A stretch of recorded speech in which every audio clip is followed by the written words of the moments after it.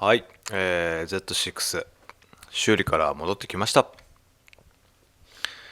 水準器の精度を早速見てみますよ。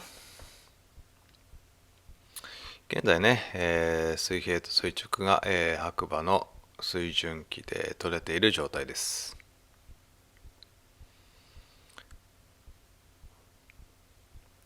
ちゃんと取れている状態ですね。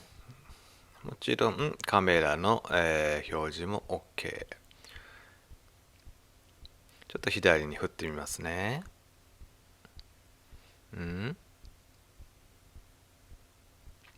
ここで、水平サインが消えましたね。戻していくと、ここでつきました。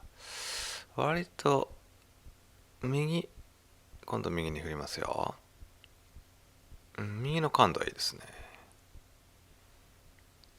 右の感度はいい。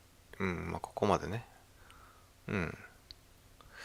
水準器のね、外付けと、モニターの方見といてくださいよ。左に振ると、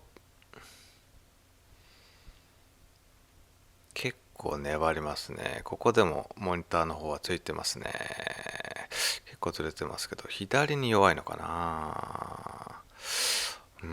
でもあんまり、調整前と変わりないですね。